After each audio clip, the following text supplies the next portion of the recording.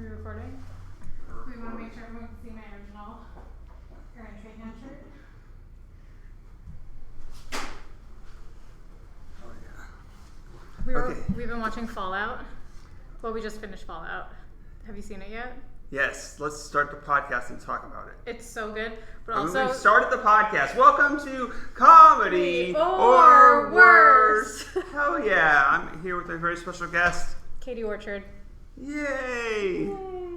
Okay, now we can talk. Yes, about this immediately reminded me of something from Fallout. Yes. I didn't play the game. I just watched the show. Yes, so but good. So good.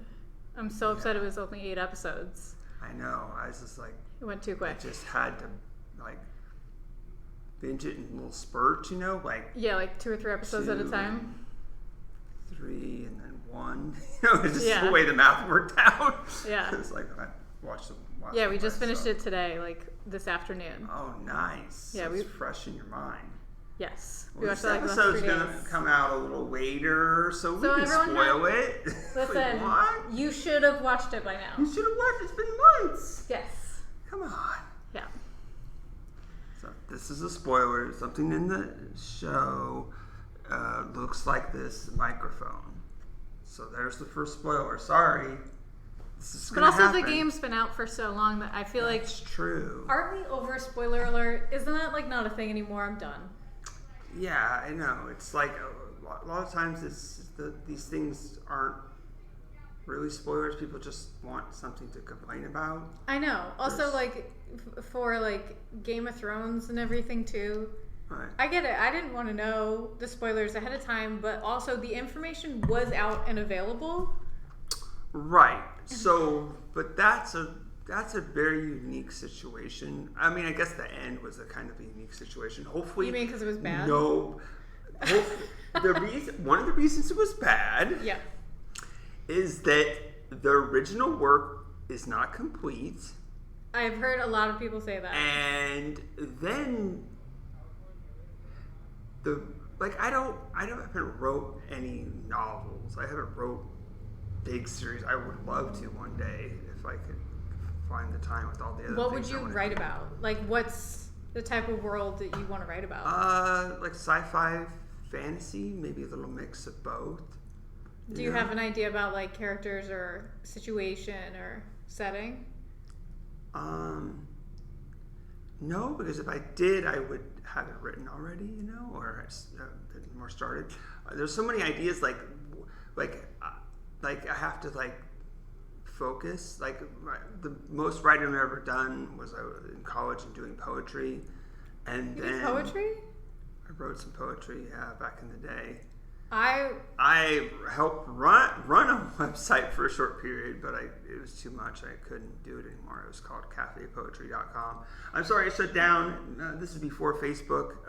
Facebook was alive, but we were working in computer science, and we don't. Just because you're smart doesn't mean that you know what's gonna take off. 100%. We had an intranet, which was like a message board and chat and a lot of stuff that Facebook now does, and we were like, who would want to do this? Yeah. You just email them. Yeah. You just call them on the phone. What's funny is you just text them. I now work with people who are 22, 23, so they were born after 2000. They only grew up with Facebook and Instagram and streaming and everything, and it is kind of wild every now and then when I tell them something. I was like, yeah, you just used to call people, and I feel like probably how I viewed my parents and stuff like that, but they're only 10, 12 years younger than me, and it's already another world. Crazy. Yeah, it's kind of good though that there was a while where it was text, and now people are video calling. So they jumped over calling, and now you have to be live on camera with your face, and it's and then this comic called me. I was doing my show, and he freaking calls me. I'm like, I don't know who it is. Did you answer it during the show? I wasn't running. I'm running the show, but I wasn't the host. So I'll just step out and see what's going on. And there's multiple people. I'm busy. bad quality of the video call. Maybe because it was like 3 people on the screen or whatever. Yeah. I'm like, I only know one of these people, and and I don't really.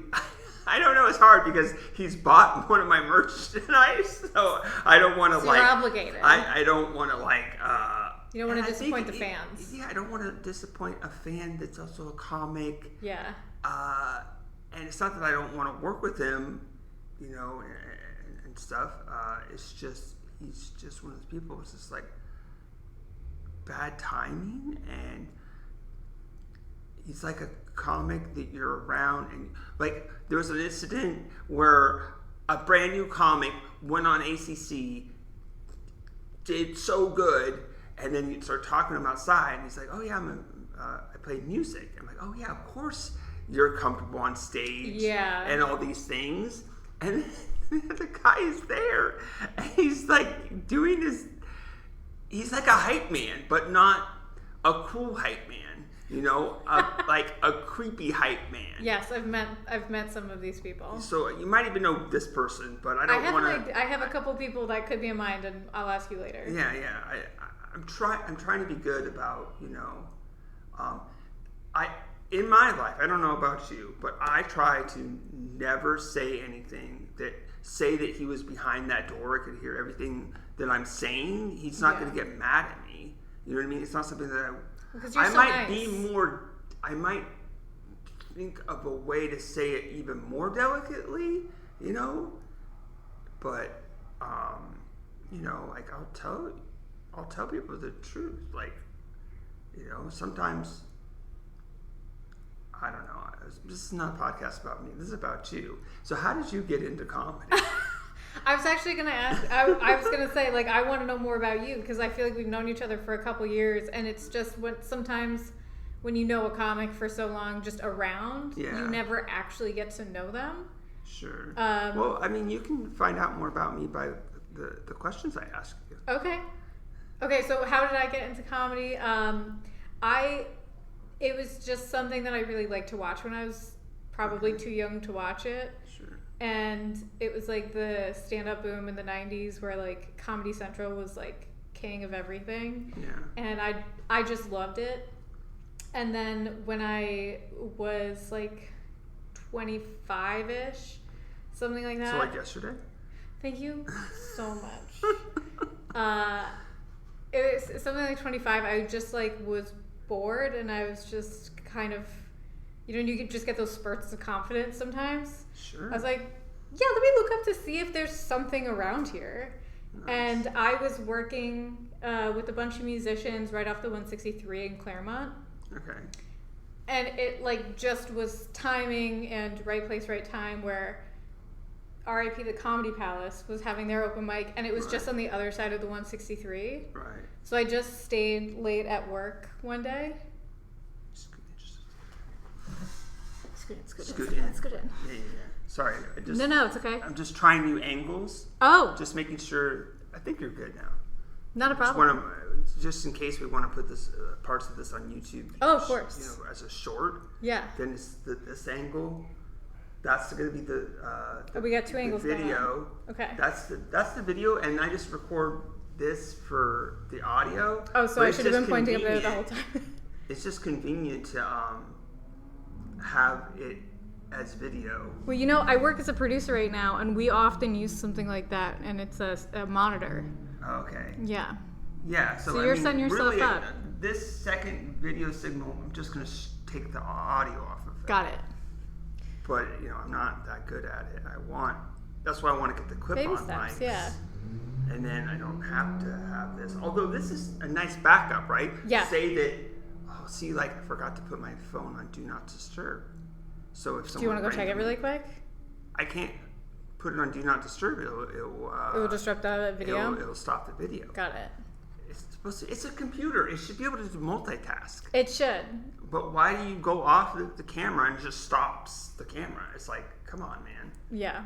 Just give me a thing where I can just put it on Do Not Disturb, but I forgot. Yeah. That's okay. So close. Well, putting it out there. No one call. No one call. No This one call isn't the anything. hot time, so it should be fine. I mean, I'm getting hot, but what are you gonna do? Well, so long story short, I happened to work like right next to the Comedy Palace, so I went to the open mic, and Stephen Gabor was hosting. You should have Stephen Gabor on. Yes, I want everybody on. I'll tell everybody. And I just sat in the back of the room just to see, because I like got the confidence to go, but I was too nervous to go on stage. Sure. And then I saw a bunch of people bombing, and I was like, oh, well, I could do that. And so the next week I came back, and just because I was such a fan of stand-up comedy, I knew how long it takes to get good. So I was like, yeah, I'll just go up and bomb for a while. And so I did that for like 8 months, 9 months, something like that. And then I stopped for a little bit, and then I came back in like 2018 and sort of took off again from there. Oh, it's just something. Who doesn't love to be laughed at when you like have a good joke, you know? Yeah. How did you get into comedy? What made you want to do this? Oh, well, this like little goose came up to me one day, and it started talking, and I was like, wow, this is crazy. I must be crazy. I got to tell this story on stage. No, I'm not. You're not getting the origin story. What do you mean I'm not getting the origin story? Listen to Comedy or Worse. You're going to hear it like a bunch of times. Okay, well, that's fair. I should have listened to all the episodes. But No, one day I I'd love to know where your origin story. Sure. Yeah. I will listen to at least a few of the episodes Okay. and then ask questions. Okay. Does that make sense? Yes. Because I just don't want, like, this episode, the podcast is not just about me, right? Yeah. It's just, you're getting a filter of what questions are interesting to me, you Got know, and try to have consistent questions to make it a theme. I feel so honored that I get good, nice people that want to know about me, too. Well, I think you should share about you, because how you can think about it is every time you get someone new on your podcast, they might bring a couple people to you who don't know you. So you get the opportunity every time you have someone new on to meet their audience. Right. Okay. So for Katie and all her fans, Yeah. how I got into comedy, I've been like using comedy in my life all the time. I really wish I would have realized I'm a comic a long time ago. So one of my questions I ask is, do you wish that you got into comedy earlier? 100%. Yes. So Do you can feel you like imagine that at 47 years old, 5 more years ago, I started doing comedy, and it just happened. I mean, that's when I like really did it. Like, I have like a Facebook post where I could tell like I'm doing jokes in 2012 on Facebook. You know? Some of them like text, and some are like just video, you know, and then it was like New Year's resolution. A whole year goes by, and that didn't happen. I'm like, oh shoot. Then I tried it at the Madhouse. I ended The old Madhouse? Yeah, the old Madhouse. It was a contest. I was like, what do I know? They let me do it. It didn't say you had to be a comedian already. And then I was doing a podcast at the time, so I did my podcast voices, and it just didn't go over well because I should have went up there with puppets and did the voices. That probably would have been more acceptable, because seeing me do a funny, scary voice on stage, they're like, what is going on? Yeah. If I had puppets, you know, they would still, this is weird, but it's funny. And they can't, you know what I mean? Yeah, so I think if I would have had, but I got a few votes. So I'm like, okay, even though I totally bombed, and the host, you know, Matt Bird is like, don't ever do that again.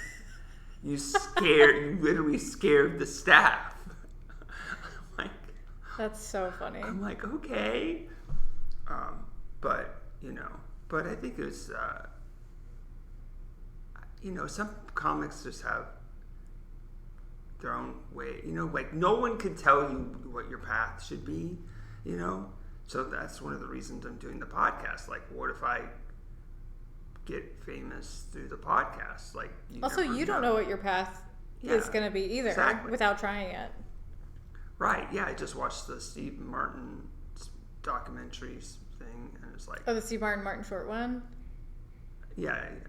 Well, it doesn't have Martin Short in the name, but does it? Oh, anyway. Oh, he might have just had his own documentary come out. I mean, Martin Short is in it a lot, and anyway. Side note. Spoilers for that. Sorry, spoiling everything. Listen, but come prepared. Yes. Then I'm like, I keep going back. My comedy is this. Keep going back. Oh, I'm gonna do what I think is fun and funny. Oh, bookers want this. The audience wants this. The audience thinks I'm weird if I just go up there and do a song. And then I'm like, oh, maybe sometimes I'm like, okay, maybe I'll be like, go up there and go, hi, I'm Aaron Trahan. I'm your comedian. You start using your imagination. Are you ready? And then, you know what I mean? Like, trying like everything. But there's a lot of times you just don't have enough time. Yeah, it's tough when a lot of the mics are like 3 minutes each, and you're not always guaranteed to get up. It's tough. Before the pandemic, there was so much stage time where if you really went out every night of the week and went to multiple places, like, you could get that traction going to really like build jokes or try stuff. Right. And it was like a little bit more free. When you have more open mics, you have more stage time, you have like this community that's constantly rotating throughout these clubs. Yeah. You get that freedom to sort of try more, build more. I think it's just kind of hard when there's just not as many. Yeah. If you're only able to get up a couple times a week. And then it's like now, like Quantum Brewing, the show has been going on for over a year now. Sarah Hirschberger says great things about that. Thank God. You should also have Sarah Hirschberger on here. She is great. You're gonna start saying names, and I'm like, I already had it. Had her. Or like some of them are like. A few episodes, are recorded but not released yet, too. Oh, true. Yeah. But yeah, Sarah's been saying nothing but great things about how fun it is as a comic to go and be on that show, and also how nice it is to like just be at that open mic. Yeah, but for this coming up week, mic drop moved to Thursdays, so we're gonna try to add Thursday and Friday. Oh, that's great. But now I'm thinking of trying something different, have less people do more time. Everybody do 5 minutes on Thursday. How are you going to pick? Like, how would you, if a lot of people sign up, like, how do you pick who gets to go? So on Friday, what started off as a show up, go up, it started off as a show. And that was a lot. Even every other week, booking all these comics, especially when it's new and people aren't showing up, and it's like, oh, okay, I guess you're going to get more time or whatever. Yeah. Or we're going to end a little bit early, 5 minutes early because one of the comics didn't show up, and one of the comics is doing 15 minutes instead of 10. Okay, we're good. Yeah. The owner's not going to complain that we finished 5 minutes early. Yeah. But and then it was like one of the times that, or I guess, I don't know the timeline exactly. Madhouse stopped doing I think it stopped doing 7 nights a week and was doing 1 night a week for just a little bit. And it's like, okay, can we do an open mic every other week? And then so many people came to the open mic that he's like, the owner's like, I want it to be an open mic. And we're like, great. So we're going backwards because you're really supposed to start as an open mic, go to a show, go to a ticketed show, okay, step up. But he so many people would have to come and buy drinks and be all new people that for him to feel comfortable, like, not having it be a ticketed event because he has regular customers. Yeah. He doesn't want to like, maybe we can figure that out to where it's a ticketed show, and that Martine is like, let them through. Yeah. You know, he recognizes his regulars. Yeah. And just get them be a pass or something. Well, there is something about when there's not a lot of open mics throughout the week to providing that, not just to like the comics as a space to get time, but like also as a community building sort of thing. Yeah. You know, when we did, we had Kylie's going away party last week, and Dave Callens was like, we should do this. Like, there doesn't feel like there's as many places and times for like us to just hang outside of waiting, Yeah, you know, on the side of the stage for a show. ended up doing an open mic anyway. I know. How did But I get open roped? mics are great for that. How did I get roped into hosting that? Of course you did. It's like, okay. I'm sure a lot of... But in some ways it was good for me because I'm like awkward at parties anyway. So, yeah. So it was a perfect excuse to talk to people, you know, like first the process of signing people up and then going like, you're going to be next, are you going to go up? And a few people was like, no. And then a few people was able to like peer pressure into actually going up. Just say something nice about Kylie. You know, so it was fun. It was worth it. Well, that's why I like bringing my camera out and like photographing shows and photographing bikes and You stuff. should come to Quantum Brewing. Definitely. One more thing about Quantum Brewing Yeah. real quick is that so we made the compromise of having it be an open mic with featured comics. Oh, that's good. And I think sometimes more people should do that. Yeah. You know, because, like I'm trying to make, so then that's how it naturally progressed to being, it's like, okay, well, I'm already like putting a featured comic if people are bombing. Yeah. And then now it's a curated list, and the order at least is curated because I was noticing really good comics coming late, and I'm like, oh my god, You're gonna lose that beginning audience. It's 9 o'clock, and I've already the list is full. Yeah. You know, so now people are signing up ahead of time, and you know, I'm trying to tell people to be there at least by 8:30, 9 o'clock, and then I can get you up.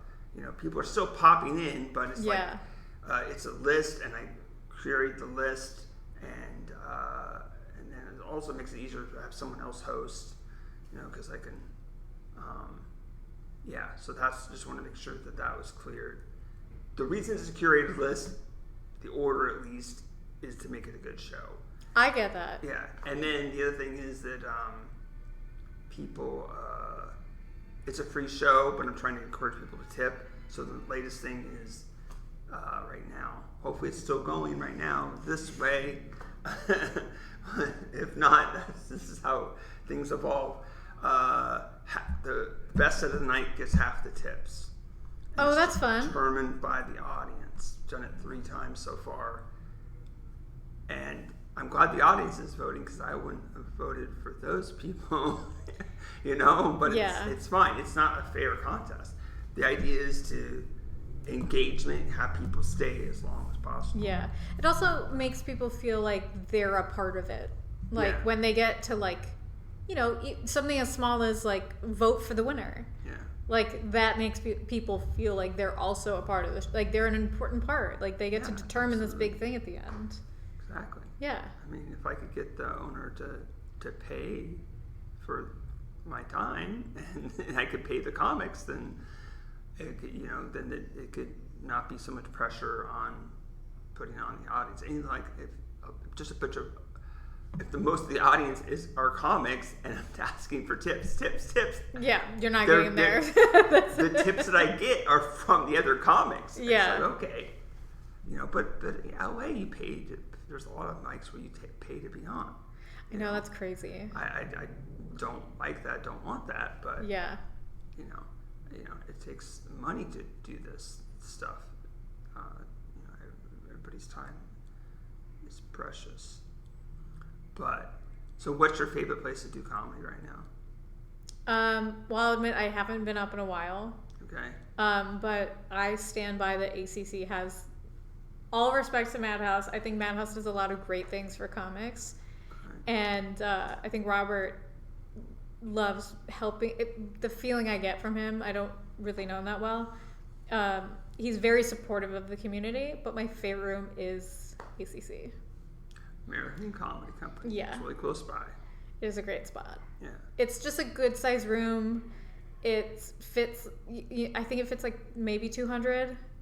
And the way the room is laid out, so you get this sort of like cone coming out of the stage. Yeah. Everything, I just think it's a good room. The laughs feel good. Yeah. The fact that it's in a basement somehow makes it feel better. You know what I mean? Like it's like a good amount dirty. Does it ever, I've only performed at the open mics there, but does it ever feel like it's too easy sometimes though? Yeah, but sometimes I like that. Sometimes okay. I like that. Well, I'll say it depends. It obviously, when I've performed there on shows, it depends on who the headliner is. Oh, okay.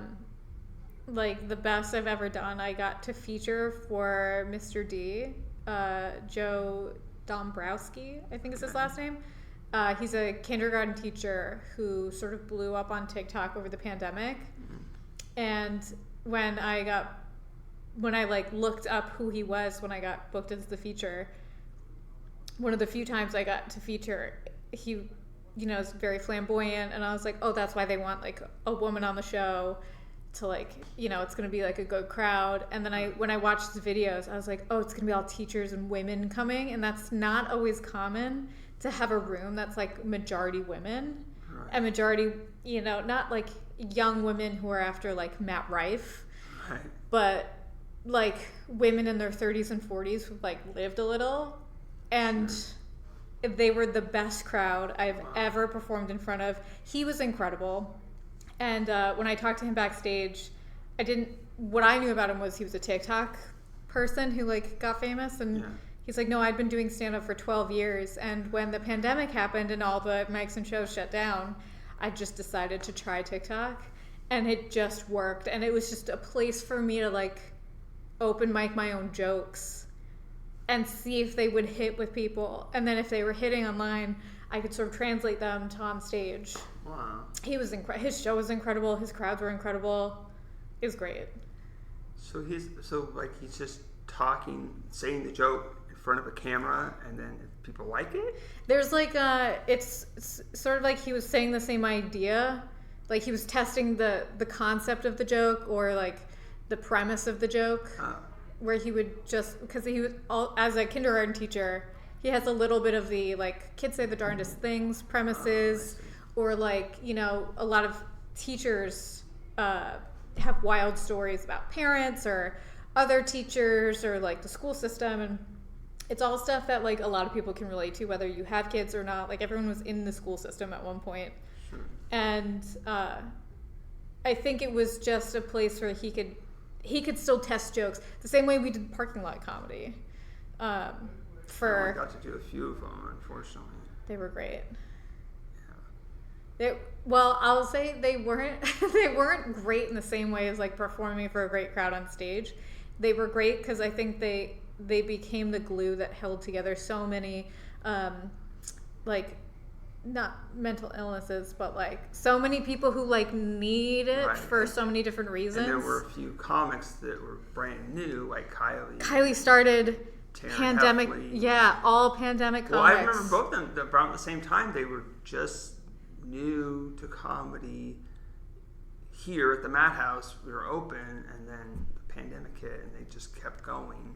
Yeah, Kylie came up to me at Nautilus one time, and then at Fiesta Island one time, and she was just like, it's so cool that like you guys are doing this, and I wanted to get into it, and I didn't want the pandemic to stop me. She was so like tenacious, and you could just tell there was like a real passion for it. So, I mean, and there was something that happened during the pandemic when we were all like going parking lots of gyms that were closed, to try and put something together with FM transmitters from like somebody's like trunk of their car, and like, doing the Fiesta Island mics or whatever the case was. There was something where we all kind of got nicer to each other, because we kind of were what each other had. A lot of us like didn't have jobs during that time either, so it was. I was stuck in the kitchen at the Madhouse trying to keep this place open. I guess I did. We're still open. Yeah, it was. So there was something also nice about that, but I don't know how much our jokes evolved in a way that was useful. It sort of like became this feedback loop of comics trying to make other comics laugh, and that is a different type of comedy than when you are performing for like the general public. So I think it was good for everybody, but it was special because it was temporary, you know? Yeah, absolutely. Yeah. Sweet. Your turn. You ask a question. So, just a motorcycle started distracting me. What other hobbies do you have right now besides comedy? I love taking photographs. Yeah, very good at it. Thank you. Hire Katie Orchard. Aaron still uses my headshot that I took of you a couple years ago. But that's that whole collection of shots were I love them. Yeah. They hold a really special place in my heart because I called them school pictures. Yes. And it was very much like, I think it was during an open mic that I just called people over and I was like, sit down, we're doing one photo. And like we'd do like one or two and then I'd like switch out the people. Yeah, it's perfect. So I love doing photos. I've gotten the chance to be a photographer at work for a couple projects, which has been incredible.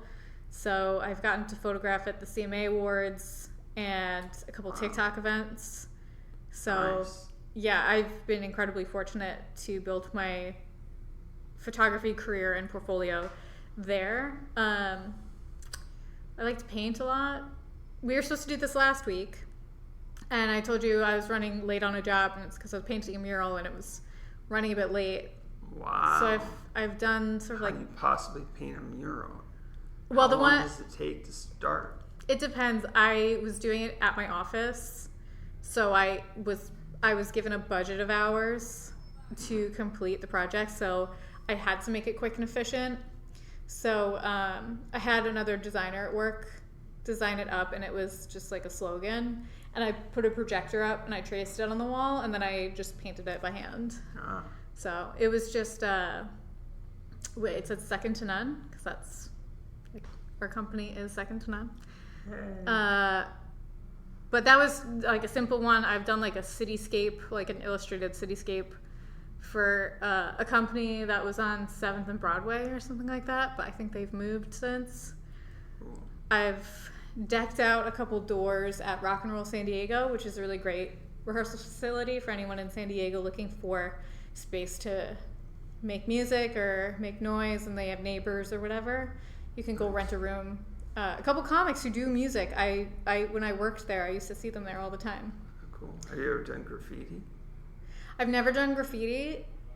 It always looks really fun. Spray paint always looks super fun, but that's like a harder thing for Not me get in like a caught. small apartment to like test out, because I just don't want to get it everywhere. Like Right.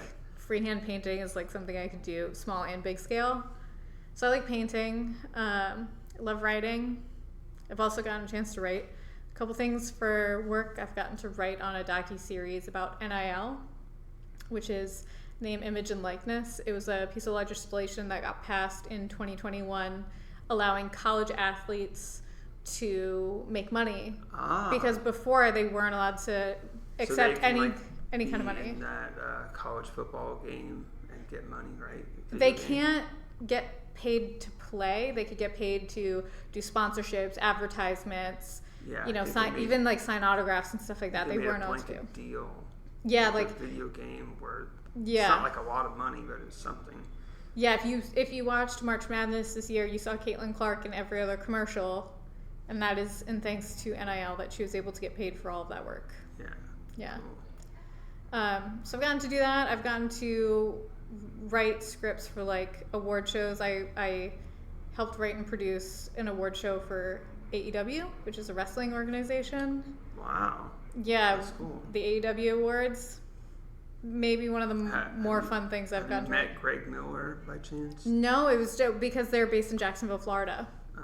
So it was just something I wrote and helped.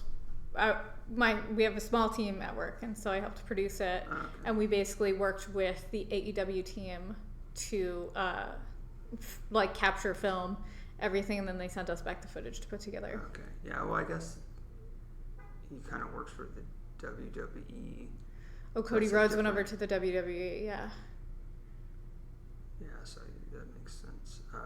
Can I tell you my favorite project that I ever worked on at work? Of course, you can tell me anything. So anything you want the public to know, too. Public to know, I work as a senior producer at a marketing agency, and we focus all of our campaigns mostly on social, because like what isn't on social media first and foremost. Sure. But we got to work with Rian Johnson, who has like done Knives Out and a couple of the Star Wars. Yeah. His show Poker Face with Natasha Lyonne. Okay. And so to promote the campaign, we got to create a fake hotline that people could call, and Natasha's character in the show can like sense bullshit, so she calls bullshit all the time. So we made a bullshit hotline. Wow. So if you think you're dealing with bullshit in your life, you could call in and get advice directly from Natasha. Wow. So I got to write the script that Rian Johnson approved and Natasha read. So like it's just crazy to think about. Awesome. Like when I heard her reading the lines that I wrote, I like nearly teared up. I was like, this is crazy. And then we did a bunch of promotion to tell people how to get involved with it. We made like this we made like an infomercial about like all the different ways that people might experience bullshit in their life. Wow. And how to call in. And it looked like an 80s, 90s style like TV infomercial. Have you called the number in episode 6 of Fallout yet? No. Can you call it? That would be incredible. Okay. Just earlier today, I saw that, and I haven't had a chance to like ask what the number was, or go back in. It's 213. Here we go. It's 213 something now. Like 57 and episode. Vault. You know what? I'm gonna try it. So yes. My full title is Senior Producer of Integrated Campaigns. And integrated campaigns is when any marketing. Katie, I want to do an ARG. What's an ARG? It's an augmented reality game. Oh, that's super cool. I want to do it. But you want to like make it? I want to make it. But San Diego's a great place. It's so hard to do because you have to have all this planning and work. There's a ton. And I'm trying to do it weird. I'm trying to like get bites and like drip feed it. And no one's I put in hidden images and videos at the end of the video with instructions, and no one has taken the bait yet. Well, hopefully where can they find these videos to sort of look for it? On YouTube and on my Instagram, Comedy or Worse. Is it in the podcast or is it in other videos that you've put out? Oh, yeah. See, it's not on the podcast. That's a good idea. I should put that in the podcast. I really should just attach it to every video. Yeah, because you know what? If you, But some like the voicemail ones, like it's like at the end. Yeah. I think the Quantum Brewing at the end of every one of those, it has the image. Okay, but interesting. No one's taken the bait. No one's started People going might, down the part of something that I help do at my job is find ways for people to know about these things. So like building the game itself is such a fun part of my job. Sure. The game or the activation or whatever it is that we want people to get involved with. But making sure people know about it is like a whole nother important branch. Right, I guess that's a problem with it's tough to do everything by yourself. Being an ARG is because part of the fun, at least for me, and the people that are actually into ARGs, is that it's not spelled out. You know what I mean? It's like it's hidden. Like, you have to look. Like there was this one reminded me about even trying it. Is like just ran YouTube algorithm sent me this video, and it's like, oh my goodness! And this guy's like investigating an ARG, and it's like, oh yeah, like this website, and you highlight it, or it has this like lightning things, and you highlight it, and you can see the text. Yeah. And I'm like, yes, this is so amazing. What you can do, if you have a more limited budget, is if you sort of put a couple of these puzzle pieces in place, and then you reach out to somebody who has an audience, and then contract them as an influencer to participate in it and make a video about it, and then their whole audience sees how fun it was. Right. But I think the way you become successful with that is you have to have stage 2 or level 2, whatever the second chapter of that is, or the next version of it is, ready to go. So right, if he does that's the first the one, thing. They're gonna, if someone it does catch fire, they're gonna just burn through it, and they're gonna be like, well, what else is there? You know what I mean? well, that's at the end of the video where they go like, the next one's coming out. I'm so excited to play. You guys should play. Tell me what you think. Oh, right, and right. they right. sort of feed it to their kind of like audience. the video that reminded me about ARGs. He he's already known to do that. So this ARG was ongoing, and people were already following it. And then they're like, "Oh, you should check this one out," you know. And it's like, and then like some of the videos, like really well produced, you know, the channel. It's like weeks in between them, or like, you know, maybe a month or whatever. So the audience that once you have them, then maybe they're willing to, you know, wait. But you know, the idea is like it to have it be, you know, oh, Aaron doing a sketch, and then he's talking about these things. I don't get it, and it's like, oh, but it's part of the. Yeah. It's part of the thing. It can be. Some of it can be content for both. You know. Yeah, I think when you are, as opposed to somebody who's coming at it with a big audience, like a big brand name or a big celebrity who sort of like can, like Taylor Swift, not a fan, but she can basically put out hints, and she's got like an audience waiting to eat that shit up and figure it out. When you're at more of the beginning stage, I feel like if you have some sort of like dictionary or some place where people can find out more about either past things that you've done that people have found, or I don't know, I feel like you need a bit of a catalog, and then people can come in and learn. I was like thinking of just going to other ARGs and like and putting comments and engaging with that. That is another good thing you can do. Like if you make content, there's a way. Or even just like make a separate YouTube channel. Yeah. Like, you know, I don't want to trick people, but like. It's not tricking people. It's position. I don't know. It's hard. No. It's okay. Wait. If you want to, yes. I want to do too many things. That's a great problem. I love talking to you. Thank you so much. No, this is a great problem. If you position yourself, I mean, it's good for anybody, you know, across what they want to do.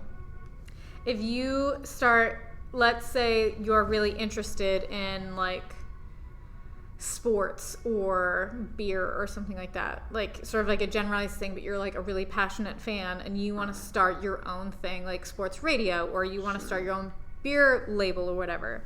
One way you can build an audience to prove that you're an expert in the field is you make content reviewing or talking about things that happen in that category. Sure. So if you are really interested in beer and you start doing content reviewing beer and teaching people about how beer is brewed. What if I'm a comedian and I have a podcast that interviews comedians? I think that is good, but if you want to do more ARG stuff, if you start making content about other ARGs. Now here's the thing, Katie. Yeah. I have 2 Instagram accounts right now. Yes. Aaron Made You Laugh and Comedy or Worse. Yeah. And it's kind of scary sometimes. What do you mean? Why would it be scary? Because sometimes my Comedy or Worse Instagram account, it just puts text in there by itself. What are you talking about? I'm telling you. See, this is the thing. This is the conspiracy theory. And people tell me I'm conspiracy. Crazy. No, I want to hear all of them. Look, I am the only person that knows the login. Okay. There is I have not pushed any button to have an AI take over my Instagram. Okay. Whatever. Understood. But tell me why Comedy or Worse, not all the time, but sometimes feels like it's coming alive as an entity on itself. Okay, I want to have a more clear picture. Is it something where like you're on the Comedy or Worse account? I mean, if people go to Comedy or Worse, if they search Comedy or Worse, yeah, they might find out what I'm talking about. Is Comedy or Worse has now maybe a puzzle piece for an ARG? Its own YouTube channel. I know. I watched the beginning of Frankie Gonzalez's episode with you. No. That's on Aaron Made You Laugh, and that's a podcast feed. Okay. But there's a whole nother channel that Comedy or Worse has made somehow. I don't want to talk about it too much. Okay. I'm scaring myself, people. You should investigate. That's all we're going to talk about that. That's fine. That's fine. You don't want to give too many clues away. Okay. Right? Aaron, if you have a conspiracy that you want to share with me, I want to know all about your conspiracy theory. That's the thing. We're early into it. Okay. I need your help to investigate. Okay. I need your help to build the story. Okay. Thank you. Of course. Next question. So what are your goals in comedy right now? My goals are just to get back up on stage right now. Okay. Just because I hadn't been doing it in a while. Are you free on Thursday? I am free on Thursday. Can I tell you why it's hard for me to... Once I stopped going out... Tell me whatever. So I stopped going out. Tyler, my soon-to-be husband, we met doing comedy at... actually at the Comedy Palace. And I bumped him. I love the story. But anyway. He stopped doing comedy and I stopped doing it a couple months later. Okay. And for a while it was great because I was like, oh, we get to have night... Because like before we both stopped... I mean, he's fully quit comedy. But before we both stopped, we both were working at ACC. We both went out to all the same open mics. So it was this thing that we got to do together every single night of the week. Sure. And if we randomly had a Sunday off or something, it could be special that we could like hang out at home. And when we both stopped doing comedy, it was like, when I stopped, it was like right before the holidays. And so it was like, oh yeah, it'll be nice. We'll have like a relaxing, like December together and whatever. Sure. And then suddenly it was very easy to just go to sleep at like 9:30, 10 at night every night. And that's such a hard habit to break.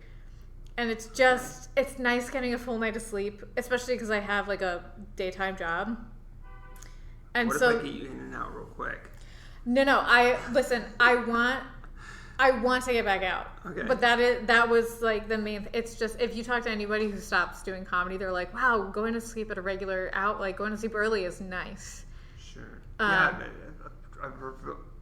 building my whole life around comedy, so like I don't have to be at work until 11:30. That's nice. Yeah, I start at 8:30. But yeah. My goals right now, I want to get back out because over the last like year or so, I've just like noted down premises or ideas and stuff. Yeah. And there's a little bit of me that hurts looking at my notebook or my notes app with these like unfulfilled ideas. Some of them might be shitty. Probably a lot of them are. But like just seeing them. Have you thought about this? Some writing is for a short a poem, or I'm not saying you know what I mean, or a short story, or a sketch, or Instagram post, or something on stage, right? Yeah. So maybe look at all your writing right now and see some of it. Maybe it could be a short story. Maybe it could be. You know what? I do write a lot. I write, but I like mess around with short stories. Maybe I journal a lot. Maybe it could be an ARG. But yeah, so it's just I want to get back up on stage, and then I'd love to like write more about this next phase of my life that I'm moving into, because like so much of my comedy before now was a lot about like my past and like failed relationships and like weird family dynamics. It was like a lot of what I wrote about was from way before when I was writing about it. Sure.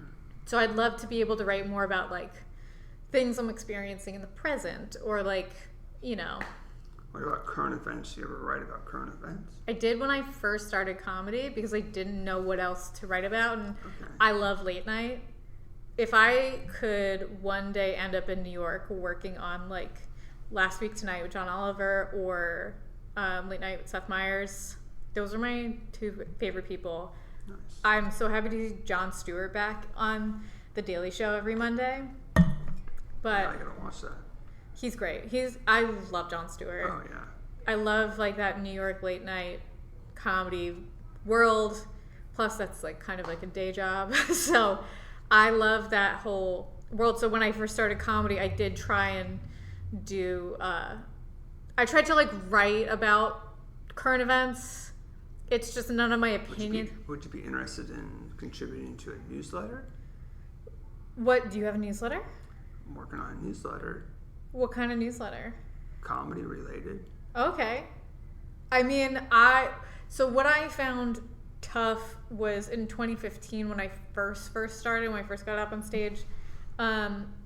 It was literally right when Donald Trump like announced coming down the elevator that he was running. So like that's how long ago it was.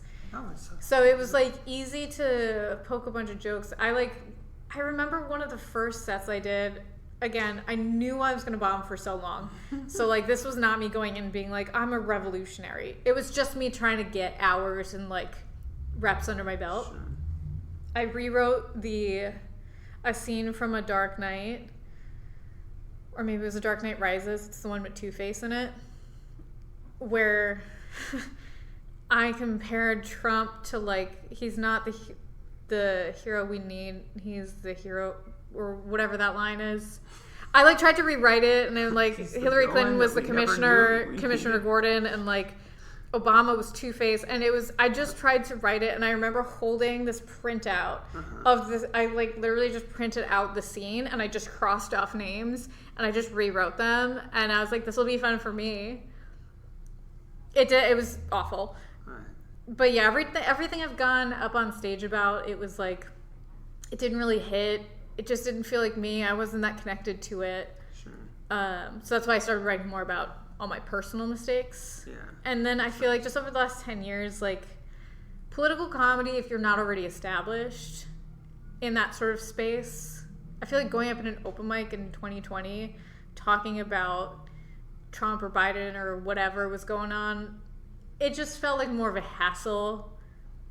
Like, to me, I'm like, I'm not doing anything. I'm not changing anything. I'm not saying anything that's going to, like, be revolutionary. So to me, it was like, I don't think this is my space. Sure.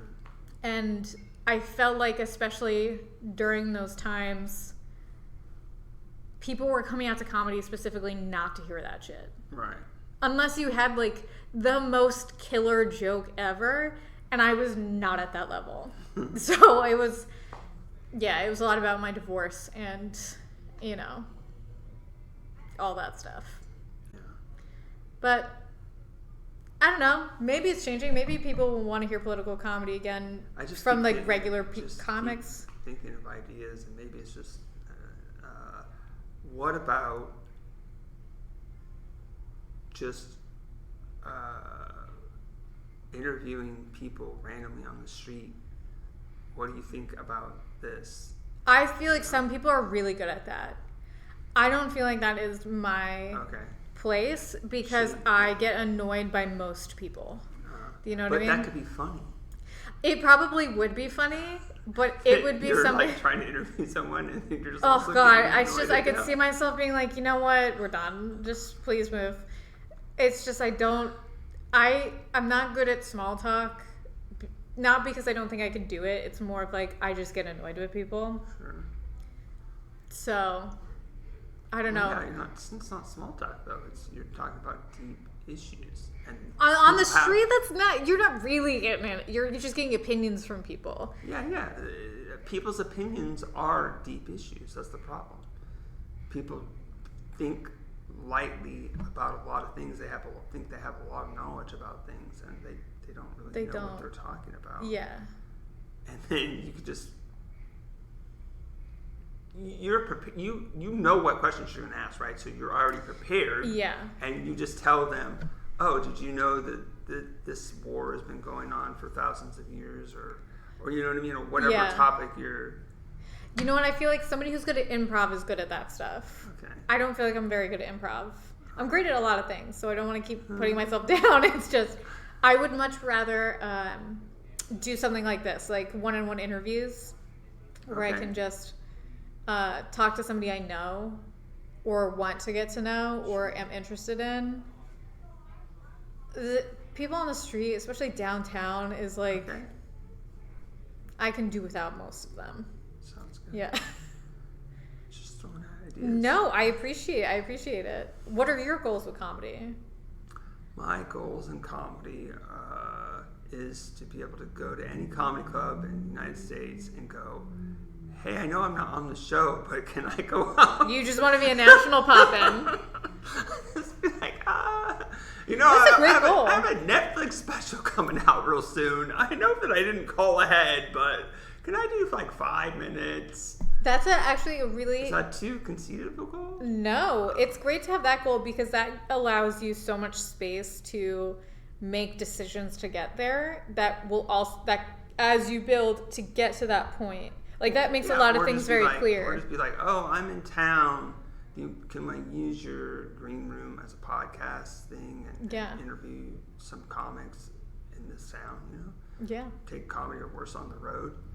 Listen, because like even if you don't get to full national pop-in status, like in that time, you could grow a network from Southern California out to the West Coast. You know, like you could be really building that up and out. And also to get there, you could be doing this. You could be recording content on stage. Yeah, selling merch. Everybody, by the way, I just want to point out, I love this shirt so much. This is an original Aaron Trahan Get It Twisted shirt. Now, I think I've talked to you about this before, but I think I know how you made this, and it makes me love this shirt so much more. Is it correct that you bought pretzels? You bought mini pretzels. I guess they're mini, yeah. And you laid them out and letter by letter took a picture of each letter. Yeah. And then you brought each photo in and then erased around it. Yeah, this is the years ago where the technology of automatically taking it off. No, this is all hand done. Yeah, it was hand done, but I was trying a green screen thing. Yeah. But the problem is I wasn't thinking, it didn't have enough lighting. It didn't have the correct lighting. Right? What tips me off is that you've got shadows in here. Yeah. I love it so much. Thank you. I appreciate that. Because I know because when I saw this, I was like, oh, he put some work into this. This was not a quick type it on the computer, press print and done. Like you did stuff. This was effort. Okay, so now this is the next version of that. And it's a lot cleaner. That looks great. And when I had to compromise because I was like, I can't get so good at photography and lighting. Yeah. Or visual effects or whatever to make it, you know, ideally I would make this, but these would be real pretzels. But these, I bought some clip art on Etsy that are a bunch of pretzels. And then same concept, and then one by one. In the background of this, see how it looks like the actual letters is because I took the font and I made it the right size, and then it was a layer, and then I lined it up as good as I could. Yeah. And then when you go to do it, you just hide that layer so there's no black underneath it. It looks great. Thanks. And does everyone know you also have matching shoes? Yeah, these are. Okay. And I love these ones because the left has one pretzel, and then the right has a different pretzel. I love that you're all pretzeled out. Yeah. That's a fun thing to brand yourself with. Yeah, it's just this podcaster that I listen to. I still listen to it sometimes. Back when he was on Twitter, he likes pretzels, and he just said, "I love a good pretzel," and that was the tweet. And I was like, "Oh my God, have you ever had an evil one? They're really twisted. And then I'm like, oh, how am I going to make this in, like a story? I'm like, oh, I met this girl. So that's how. It's great.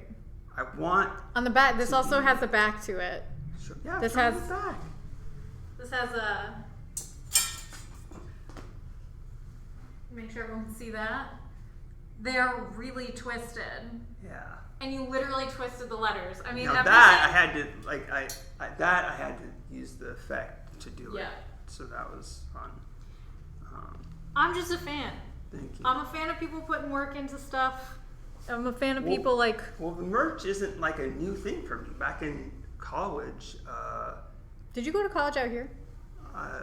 Cal State San Marcos. I got my degree in computer science, but for a little bit I moved back to Santa Rosa, and I was going to Sonoma State, and they have computers that have like Photoshop, and you have.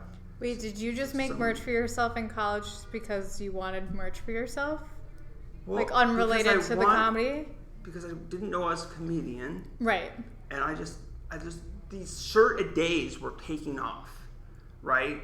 Like there would be a shirt, there would be like, I forget the names of the website. You would like go to a website and you could bring back shirt-a-day.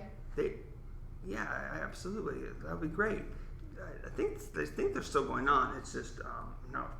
I have so many shirts already, and I've already transitioned now to my goal is every shirt I own.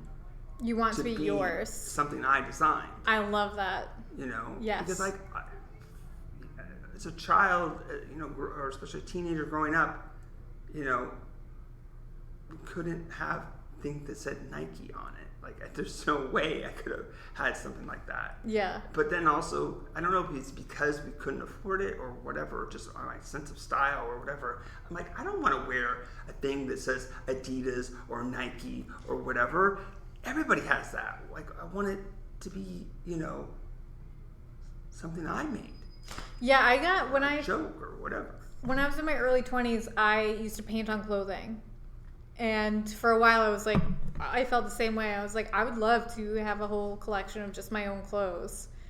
And it was just, I just started making it for other people. So, like, I didn't end up keeping a lot of it for myself. But, like, when one of my nieces was, like, 7, I found a ruffly shirt for her. And it was, like, layers of ruffles. And I had, like, painted a pattern on each of the ruffles. And it, like, went across here, and I got her a matching pair of leggings that I painted up. Wow. And I've painted a lot of shoes randomly. Nice. So, like, I had a pattern that I would do across shoes, across, like, Vans and stuff, like, just full canvas shoes. And then every now and then... So people would bring you the shoes, or you would have... There was at least 1 or 2 pairs where people were like, I have these, like, old dirty shoes. Could you, like, revamp them? And I'd paint over those. And then there's a couple, like, just... There is something where, like, I was, like, scraping by out here for so long that I was like, everyone's getting homemade gifts, so I better get good at homemade gifts. Sure. So it was a lot of doing that. A lot of going to the thrift store and, like, finding shirts or pants or jackets or whatever as, like, base material. And then just investing a lot of time into them. And then I'd be like, this is your Christmas present. It is valuable, whether they saw it or not. Right. But, like, one of my nieces wanted, she was really into this anime, Jack's Bizarre, something or other. I don't know, it felt like it had a very long name. Okay. And so I painted her high tops from, like, a scene that she really loved from that anime. But I definitely know where you're coming from. I love that you want a whole twisted merch. One of the latest ones is I just was like, on the website where I do it, and like there's like old, like this clip art, and there's like these old style computers, and I'm like, oh, this like popped an idea, and I put them spread out, and it said, and then like curved letters, let's network, and then at the bottom it says, what's your handle? Yeah. And it's just, the idea is you just wear that, and people like ask you about that, and you're like, they're also like conversation starters. Yeah, it's like, and it's like, because what's your handle is kind of like you used to have AOL Yeah. or AIM or whatever. I and still now, have my AOL. Okay, cool. Yeah, even though they like generally shut down. Okay. You could still access your AOL mail. Okay, right. I'm not trying to brag. You gotta have an archive. You gotta know your roots. I just have an email for over 20 years. Yeah. For a long time, I had a Hotmail, and then it was weird in college, and I kind of got hacked somehow. And I was following all the steps, and I cannot recover this. This is weird. So I just switched to Yahoo. Yeah. And it's now I've had Yahoo for a long, long time. It's my everything email. Yeah. Spam. Everything. Yeah, my AOL is my spam email now. If I just want to sign up for anything, that's the email I'm giving. Yeah, makes sense. Yeah. And I have a Gmail for regular stuff. Not to brag. Google really makes you get a Gmail account. Multiple Gmail accounts. Yeah, but they also now, when you have that, you can, just spread out across the G Suite. You have a Gmail, then you can use Google Docs and Google Sheets, and, YouTube is now fully integrated.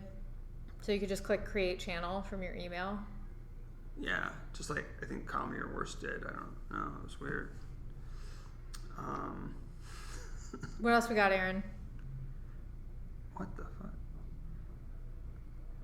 Oh, don't read that. Okay. And that did not happen. So you don't use a stage name, right? No. Right. No, I was not clever enough to think of one before I first started signing up for mics, and then I was just so excited to get on shows. I don't know. It's one of these things You where can always come back with a stage name.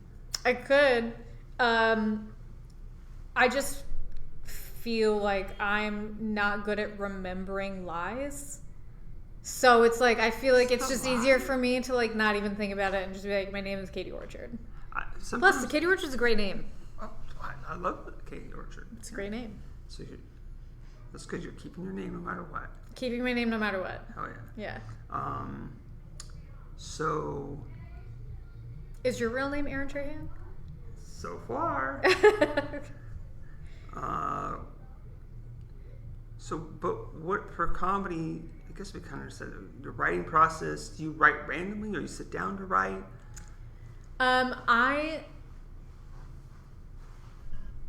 I wish I could be a write on stage person, because I feel like it's so alive in that moment to figure stuff out. But I need to I like to either in my notes app. I prefer to handwrite because I feel like Do you I just bring notes on stage. Yeah, if it's an open mic, not during shows. I'm telling you, I only can tell what's worked for me. Yeah. Right. During open mics, I will have my notebook. This is what's worked for me.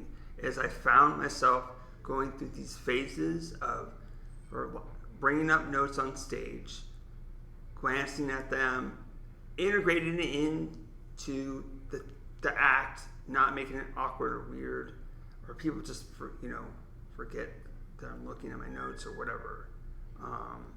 And then there's the Sunday where I just was like, oh yeah, Jim Pine's like, you got 10 minutes, and I fucking got in my own head, brought my notes up on stage, relied on them way more than I should have. I know. I try not to do it. The show could have been so much. I could have done so much better if I would have trusted myself and had the audience fully trust me. Yeah. So for open mics, I do bring it up because that's where I'm trying to write and get the set rhythm in. Right. Okay. So not for shows. So here's what I propose. Okay. You got a lot of time in your hands because you're not going up. Yeah. Thanks for reminding me. I'm just kidding. So what you should do, and Yeah. I've done this, I only tell stuff that has worked for me, and I want to do it more, and so I tell people what I have done and want to do more to help remind myself. Okay. Right? Think of the stage time as dessert. Right? Okay. This is the end of the meal. But you're going to enjoy the whole meal, right? So you practice recording yourself and saying this stuff out loud, already you get a lot of that stuff out of you, right? To where you go up there and you're not saying it word for word, you're saying it conversationally. Right. And you're not forgetting what you're saying. Yeah. Right? So if you ever write something that you don't have enough time to practice that, that's fine, because part of that process is you do go on stage and you say what you can remember. Because remember, how the mind works is you remember some of the stuff you're going to forget. You're forgetting it for a reason, because it's not that good. Or it's frivolous information. Yeah. You're going to remember the meat and potatoes, and you're going to spontaneously come up with better stuff. Yeah. Right? Does that make sense? So yes. Even at an open mic, telling you should try it when you come back. So don't go up with notes at all. Well, I definitely will, but I love the idea of forgetting stuff that isn't important. Yeah, just remember, that's what's working for me. It sort of has like a, as I think about my writing process, it's definitely like 3 different steps, where it's like I like to write by myself, where I can just sort of like brain dump or like write all the different branches of possibilities and stuff. Sure. But where I found a lot of good comes when I get to an open mic early and I can like bullshit with other comics. And I know you shouldn't do bits to other comics just in passing, but it's so fun. Do we have a phone call coming in? Or is that an hour? That was a phone call. Yay, it didn't. Are we still going? It didn't interrupt the thing. Great. Let me just, you just say some funny stuff. Okay. You just talk about me behind my back. Okay, where are you going? Give permission. I'm just going to check to see if Ashley's outside. Okay. I don't remember which camera I'm supposed to look into. But, yeah, I know people aren't supposed to, like, do bits as their, like, conversation. I love to do bits with other comics because it helps me, like, shorten up what I want to say. I'm just going to go back and forth between cameras. Because comics also don't have a lot of time to listen to bullshit, so I can cut a lot of fat. And then just, like, riffing with them, I feel like I find funnier ways to say it because I'm, like, trying harder to get a comic to laugh. And then whenever I've had the chance to, like, basically warm up with comics before I get on stage, it's always better on stage. I always feel more confident, and I feel like my jokes are a little sharper, even if they're still being worked on. Is this interesting anymore? I hope it is. How are you guys doing? I don't think I've ever been to Madhouse when no one's here. This is wild. Do you guys own Aaron merch? You guys should own some Aaron merch. This I got at a like white elephant or whatever, like Secret Santa type Christmas party that was held here a couple years ago. And I didn't actually win this, but I like fought somebody for a trade for the shirt. Hi, Aaron. Was Ashley able to get in? I don't know what's going on. I feel bad now that I didn't answer the phone. I'm gonna try to message her. Okay. I was just telling everybody to get your merch and how I actually like traded somebody for this at a Christmas party a couple years ago. Oh my god. Like I didn't win this, but I wanted it. So I was like going around trying to like figure out. It was some like white elephant or whatever. Yes. That's so awesome. Wow, look at that big font.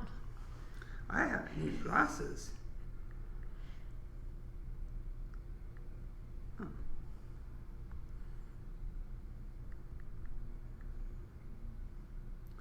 Recording.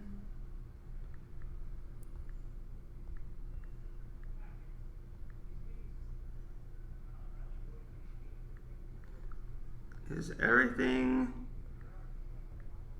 okay? Hopefully that will text Ashley without interrupting my phone. Well, you can keep it up here. Do you want to? Well, what's your next question up? And then I can answer it and you can bring this back up so that you can keep an eye on it. Let's see. Oh, so did we talk about this?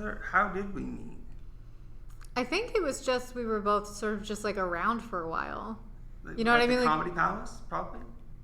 I don't remember specifically where we met, but it was, when the Comedy Palace was definitely around. Yeah. And I think we were just like comedy. always on the mic list together. Yeah. Yeah. Hell yeah. Yeah, sometimes it's just like, After a lot of times while, I don't remember Yeah. myself, but it's just like one of those common questions like to ask. Yeah. It's probably just not connected to the internet. That makes it hard to. He's so kind. So Are you from San Diego? I grew up in Santa Rosa. Okay. There was a time where if you told people Santa Rosa, they were like, huh? And then there was a time like that people started knowing where it is. But it's an hour more north of San Francisco. Well, I'm from New York. Cool. Long Island specifically. Nice. It's not that great there, but funny people come out of there sometimes. Every once in a while. How long have you been in San Diego? I moved to San Diego County when I was 18 and moved back to Santa Rosa for a little bit during college in my 30s. But then... What were you doing between 18 and 30 in San Diego pre-college? Just like being around, working, just living good San Diego life? I worked in the restaurant industry for a long time. And then I was working as a waiter from 93 to just about the year 2000. In 1999, I got my AA degree in computer science at Palomar College. Cool. And then I was like, I want to work in my industry. I'm tired of this. Yeah. So I started working, started going to school for Cal State San Marcos. And that was really great. We were doing web programming. And that was a time where Friendster was around, but Facebook was around, but you couldn't really get onto it yet. Yeah, there was a time when only college emails could get in. Yeah. And then Yeah, but not our college, Yeah, it was like select colleges. Yeah. So we were like, I think that was part of their thing. If we were on Facebook right away, we probably would have understood it better, the appeal. But it was like, well, why would you want to do that? Just use email. Yeah, it what's crazy? I thought about this recently, and it was so Facebook like started in 2004, I think, and then like sort of really took off. Yeah. When 2006, 2007. No, Facebook was before 2004, I think. No, I think it went live in 2004, right? I like very recently just watched the Social Network for the first time. Maybe I'm remembering the timeline again. Maybe it was just Friendster. MySpace was definitely before then. Yeah, I guess it was MySpace was around. Yeah. But I didn't want to get on the Facebook like bandwagon because when I was a junior, something like that, like in 2006, I remember some like the popular girls are like, I got an invite to Facebook, you should join. Like, it's because they knew guys who were in college or people, I won't judge, but they I just remember like sort of it felt like the more popular kids got these invites from people who they knew were in college to get on Facebook. And then when I was a senior, right before I left high school, I joined because it was like you could get like in your college dorm had like a Facebook group or whatever. Yeah. And I was part of like the first couple like generations that just didn't ever not like I was never not connected to the people I went to high school with. Wow. You know what I mean? Like there was never a separation to go find yourself, figure stuff out, become your own person, and then run into somebody at like a 10-year reunion. Yeah. Because I left having just connected to everybody.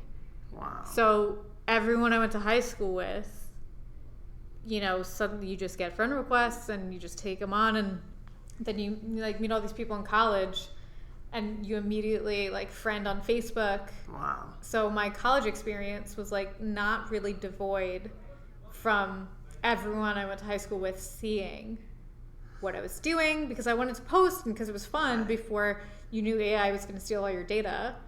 Sure. But yeah, it is strange because I don't really use Facebook anymore. I don't really feel comfortable on Facebook. And the most uncomfortable thing I feel about it is like now, 15 odd years later, almost 20 years post high school, anytime I log in, I see people's children who I know their names because of how often they are in my feeds for like the last like 5 or 10 years. And I don't remember which class I had with that person or what their maiden name was now that they've been married for so long. And I'm like, I don't really like that I know who your children are and I don't really remember you. That's where I get really uncomfortable with it. It's a weird world. You know what you can do, which is crazy? Delete my Facebook? You could just unfriend them. I could. But sometimes I like to post about my accomplishments just to like, like when like the Poker Face Hotline came out, I did share it on Facebook because I'm like, I'd like people in high school to know that I did something cool. Right. So there's like a little bit of that, but that's the only time I post is like. It'd be like so interesting about. But you're right. Like I don't like being connected to them, but also if I unconnected. People that you don't care if you don't want to know anything about them and you don't want to brag to them. There True. has to be. I would literally have like 4 Facebook friends if I did that, and then like, what's the point? Because I feel like it would just be like my sister or just focus on the things that you can use it for, like for comedy. That's true. Right? Yeah, I stopped checking all that stuff. Just I use calendar and groups, and you got to join San Diego Comedy Live, the Facebook group. I'm in a couple comedy Facebook groups for San Diego. Or if you don't like that, you can be part of San Diego Comedy Live on Meetup. I don't know if I know Meetup. Oh, it's so great. Meetup is like it's only online as a way to like organize and then meet in person. I mean, since of lockdown, they have like online stuff too, but you just go meet people and you go on a hike, or you go a book club, that's fun. Or a movie club, or a singles thing, or like anything that you think that people would want to meet up for. You just go and meet up. Like I just went trying to like. I'm recognizing that I'm doing too many things, and a lot of them have to do with comedy. So trying to get back into the stuff that I used to do. So like this couple days ago on Thursday, I went and played board games with strangers. Oh, that's cool. Met up, through Meetup. There was a comic book store, I think in Normal Heights, like North Park, Normal Heights area. Forgot what it was called. They used to do a board game, day or night or something like that. Yeah, definitely. Yeah. But I figured that I can go and meet those people, and then I can tell them about my meetup group.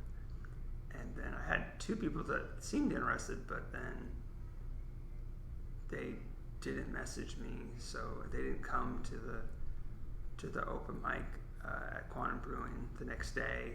Yeah. But maybe I'll run into them again, and then I'll be like, oh yeah, I really meant to find out about that. Yeah.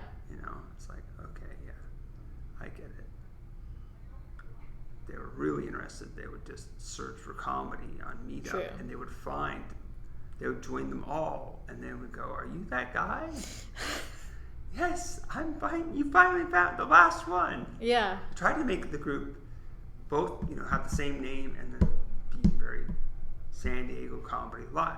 The podcast, Comedy or Worse, is even more general, right? Yeah. It could be any city, any country, I guess, whatever.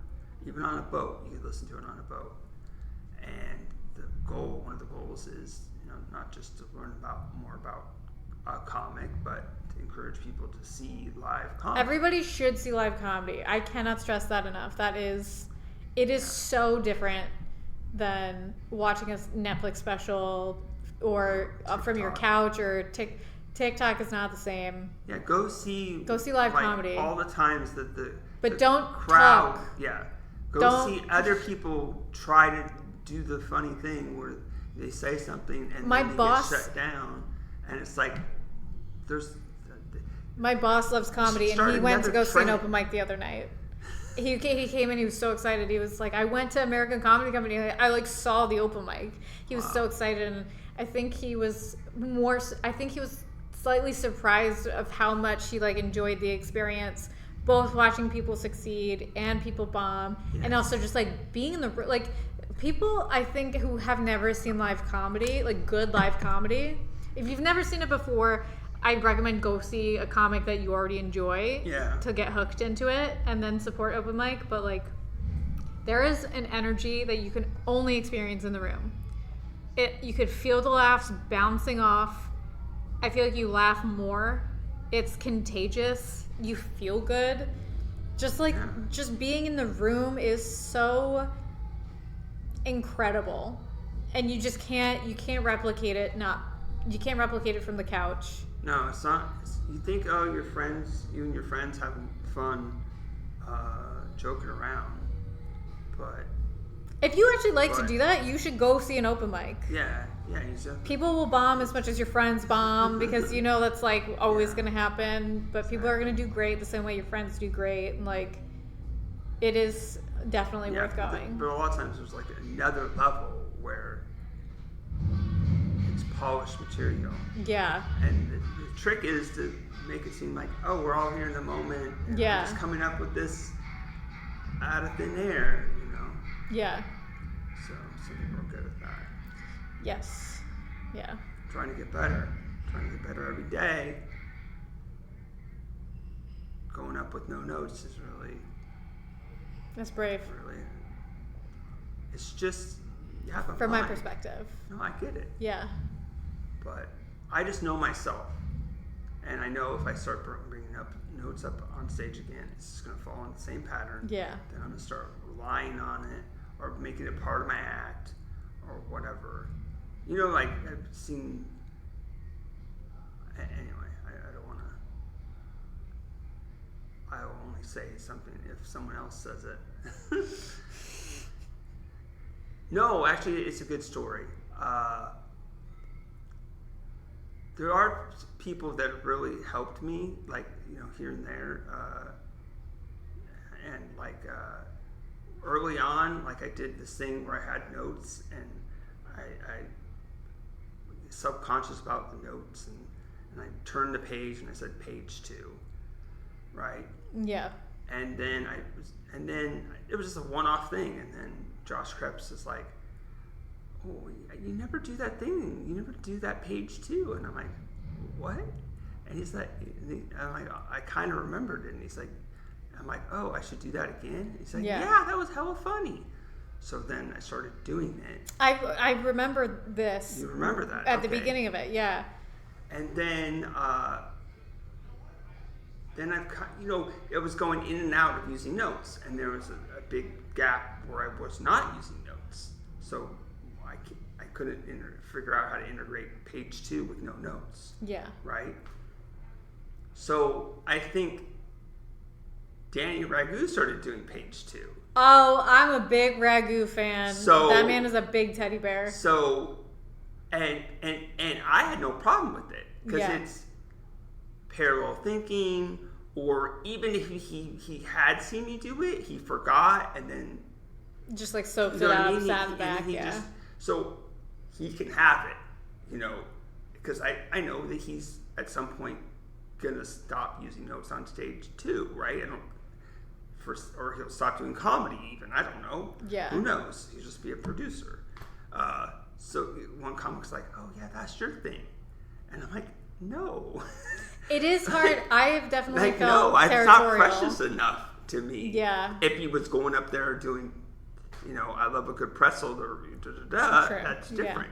I'd be like, "Yeah, that's too many freaking words." There was another thing that there was a comic I saw on Instagram, and he's like, O.J. Simpson died, and he said a really like the same like really right away. He said a thing on social media, and he got upset that other people were doing his same thing, and I'm like, I get it, dude, but it wasn't so the sequence of words that he said, even though they were so perfect. I was thinking, there's a chance at least one of those people had parallel thinking. Yeah. And just because you came up with yours doesn't make it yours. I know. It's tough. It's tough because we are so connected now too that like the moment you have a thought, it could go online. Yeah, I mean, the other person could have just saw that he was dead, and then hours after that guy tweeted that, came up with word for word exactly the thing. You know what I mean? He didn't. Yeah. It was too generic in my mind. Yeah. For it to be. Well, maybe I don't know the comic. Maybe like, but it didn't like sequence of words didn't seem, just because it was a perfect joke and it was funny doesn't mean someone else could have thought of it. Yeah, especially with like pop culture things that everyone has the same language about or the same background on. Yeah, it was like it was basically, don't quote me word for word, but now that OJ can finally be at peace that this killer is, or Nicole Brown's killer is dead. That's funny.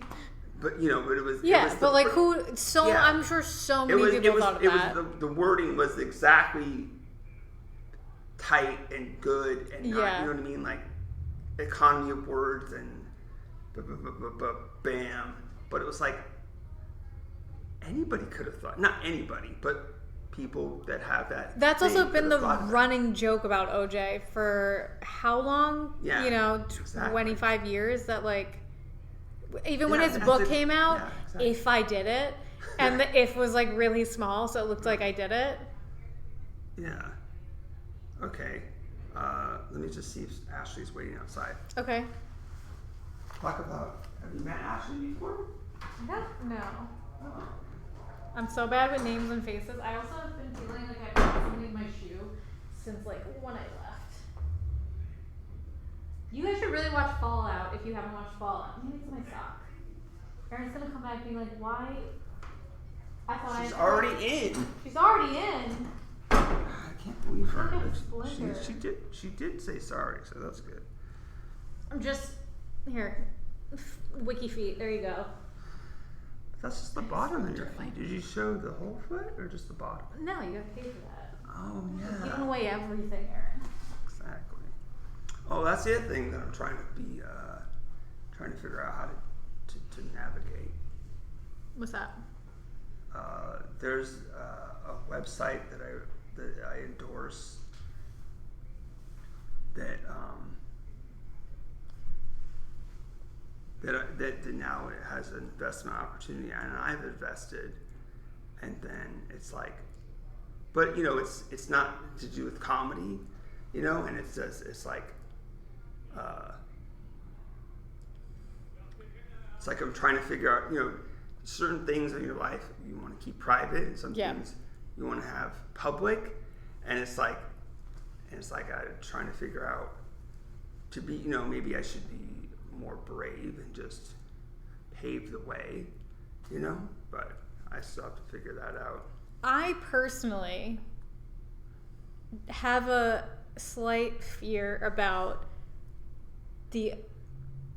how easy it is to find so much information on everybody because everybody shares everything. Yeah. So I'm in favor of keeping a couple things private to yourself. Right. But I also feel like, it's...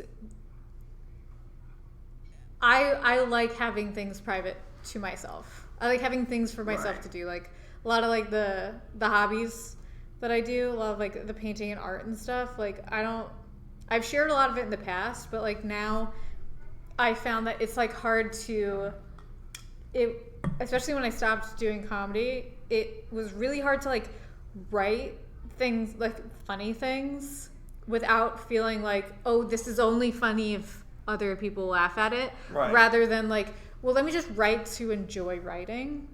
The same with like, if for a while I was like, it was hard for me to get like the full motivation to complete a painting if I didn't feel like if I should be filming the whole process in case I want to post it, and what if this could get me a lot of likes, right, that stuff. So I've been trying to like take a little break from all of that to make sure I'm still doing stuff that I like because I like to do it, not because it's gonna like get me likes.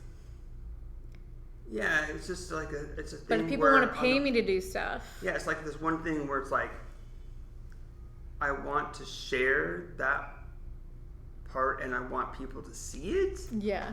But then again, I don't want to be just known for that, and like I want to be able to do like, do churches and colleges, and and it's like, I'm very interested to know what this is now.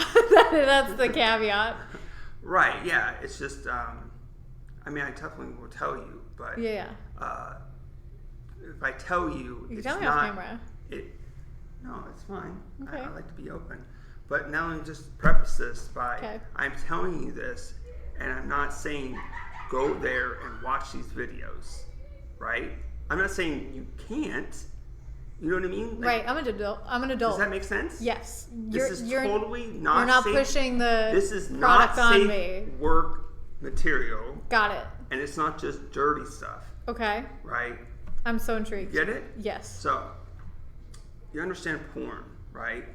I've heard of the concept. Right. Yeah. I don't know. I don't have to get into if you watched it or not.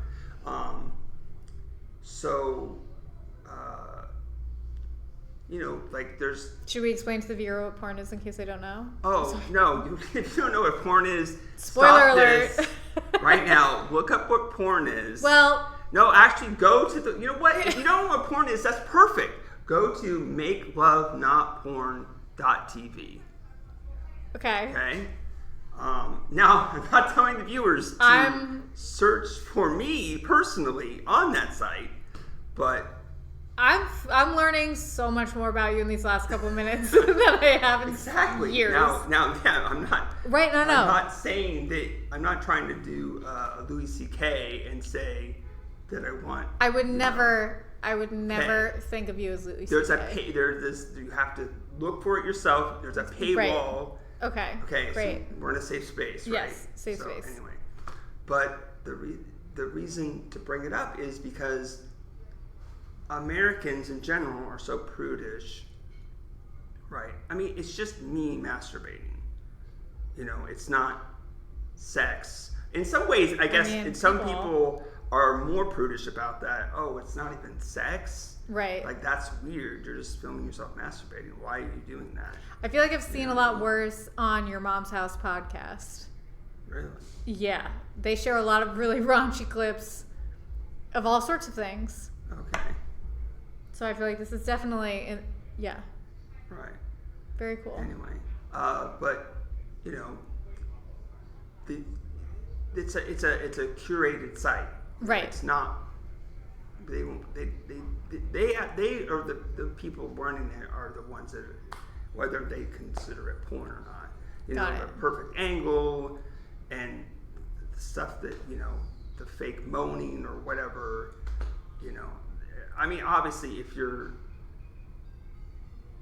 they can't know if your moaning is real or not. You know what I mean? But if it's clearly AER or something, after the fact. Yeah.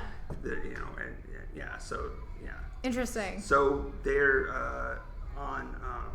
If you like what you see, you can invest in the company. Interesting. So that's what I've done.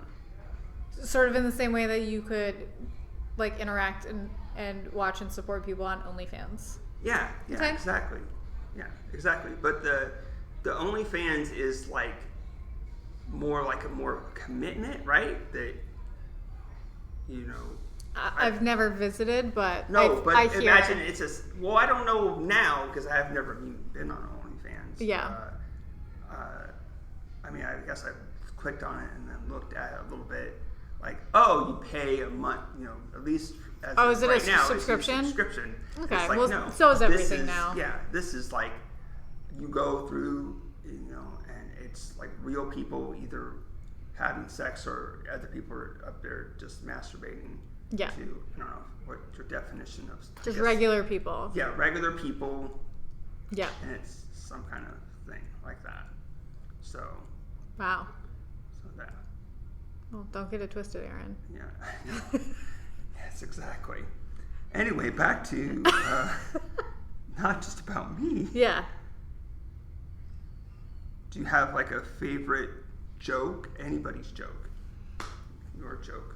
Oh, I don't know if I have a favorite. That's very similar to like, do you have a favorite song? I don't. It changes a lot. I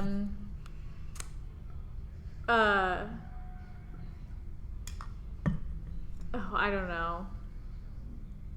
I have like comedians that I love, but I also don't have a great memory for like small details. Okay. So like remembering stuff like that. Like I have a lot of favorite songs I don't know all the lyrics to, and I will invest time to learning them. Nice. And then after a while they're just like not retained. Sure. Yeah. Okay. Do you have like a favorite fan interaction? Like someone being a fan of yours or you being a fan of someone else related to comedy? Because I had the opportunity of working at ACC, which I loved, I got to see a lot of comedians not just interact with fans, but interact with like staff and whoever is hosting that night and stuff. Right. And I will say, it's sometimes surprising who is like so incredibly nice and will give young comics their time. Like I did, what's Tony Hinchcliffe's pocket? Kill Tony. Yeah. I did Kill Tony 2 different times, bombed both times. Like not good, but he came out because he did 2 shows at the store. He came out to basically like hype up the comics that hadn't made it to the first show. He thanked everyone for being on there. He was so incredibly nice. Was this right before the pandemic? Or was that before that? It must have been the second time must have been right before the pandemic. Yeah, I was on that. I got up on that first show. Yeah? Yeah, Kill Tony #1. Yeah, he was just really, you don't always see people who are successful be encouraging of people who aren't successful yet. Yeah. So that was just like a really nice bonus to him. I will say, yeah, they were really nice because I got to go up, and then in between shows I was just kind of in the area where they were at. Yeah. And at one point someone's like, should I tell this guy to go? And he was like, oh no, he's fine. Yeah. And I was like, oh, that's cool, Yeah, he like honestly a lot of comics are really nice. Some of them are not, and I think any comic knows who isn't great to like work with, but I think you get that in every industry. Sure. I will say, I know Matt Rife had a lot of shit come out about his special. Like there was a lot of backlash to his special that had come out, and I heard about it from a lot of like women I'm friends with, and all I can say is I've had the opportunity to be on shows with Matt Rife and work with him and photograph him. And I remember the first time, the first show I was on with him was, I think, July 4th, 2020. There was 4 people in the crowd at ACC. Like, no one came out to that show. And one of them was Taryn Heffley, who sat in the front row with his notebook. I mean, it was like so nobody there. Wow. And I remember we saw his picture from whatever graphics were made that he was headlining. And, me and some of the guys were like, look at this fucking, like, hot guy who thinks he could do comedy. And, there's always kind of that thing where if you're too hot, like, or you're not super funny, or whatever the case is, like, no one has, like, everything. And then we met him backstage, and he was so nice. He was so, like, it was one of those things where, like, when he talked to you, he was, like, interested in what you were saying. He was talking to everybody around. he was really gracious and considerate with the staff and seeing if they needed help cleaning anything up. Like I just have nothing but really nice things to say about my experience working with him, which is not everyone's opinion of him online right now. So especially sure, but a lot women. of people don't. Yeah. Even, like I haven't seen the special. I've just I honestly haven't heard either. people talking about it, and the commentary is that it's like, well, you know, part of it is like maybe that was a calculation to shed people that just think he's hot and are just wanting to. Yeah, he really was. He really So was like, kind of everything. And you know, like I don't know if maybe he's changed over the last couple of years because sometimes people do.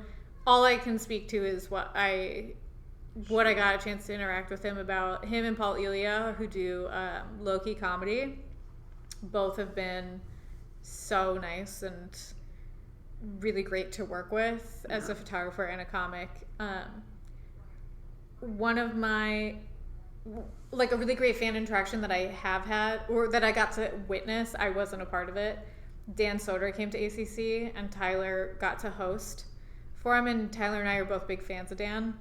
Cool. And not only did Tyler like really have like a great time hosting, and it was just like the right crowd for his type of comedy also, so like he had a good show. Nice. But after Friday or Saturday night shows, like whatever the last one was, or the last show of the night was, I was editing my photos, getting ready to post them, and like Tyler, Dan, and I don't remember who the feature was, came back to the sound booth, and they were like, hey, we're gonna go out, like I'll catch you later.